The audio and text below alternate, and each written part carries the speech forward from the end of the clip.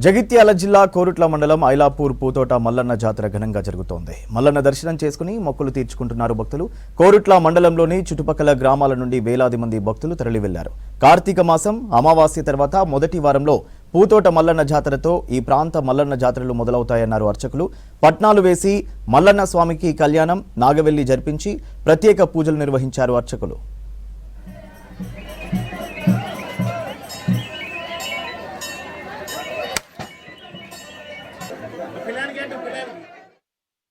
పూతోట మల్లన్న స్వామి దండివారంగా ప్రపంచంలో ఎన్ని మల్లన్న గుళ్ళు ఉన్నా కానీ ఐలాపూర్ గ్రామంలో జరిగే దండివారం అనేది ప్రాముఖ్యత ఉన్నది.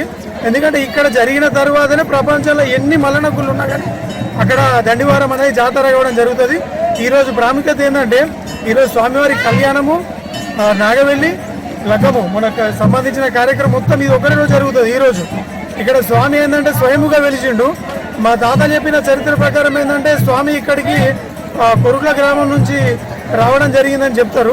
దీని విషయం ఏంటంటే, దీని ప్రాముఖ్యత ఏంటంటే ఇక్కడ కోరిన కోరికలు ఖచ్చితంగా నెరవేరుతాయనే భక్తులకు అపారమైన నమ్మకం ఉంది. సుమారుగా ఒక 50,000 నుంచి 1,00,000 పైచిలకు భక్తజనం అనేది చుట్టుపక్కల గ్రామాల నుంచి రావడం జరుగుతుంది ఇక్కడికి. ఇంకొకటి ఏంటంటే ప్రపంచంలో ఎన్ని దేవి దేవతలకు కళ్యాణం అనేది తలంబ్రాల ద్వారా జరుగుతుంది. కానీ మన మల్లన్న స్వామి జాతర మహోత్సవంలో భాగంగా స్వామివారిది పట్నము అంటే లగ్గము పసుపు బండారి ద్వారా జరుగుతుంది. ఈ పసుపు బండారి అనేది మనకు భారతదేశంలో ఇంతకుముందు మల్లన్న స్వామి వివిధ ప్రాంతాల్లో వివిధ పేర్లతో పిలవడం జరుగుతుంది.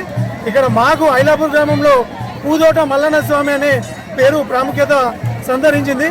ఇక్కడ మొదట జరిగిన తర్వాతనే మనకు భారతదేశంలో ఫేమస్ పెద్దపూర్ మల్లన్న స్వామి. ఆ మల్లన్న స్వామి జాతర కూడా మా పూతోట మల్లన్న స్వామి జాతర అయిన తర్వాతనే జరగడం జరుగుతుంది. కాబట్టి ఇటు విషయాన్ని పురస్కరించుకొని నేను తెలియజేయడం జరుగుతుంది.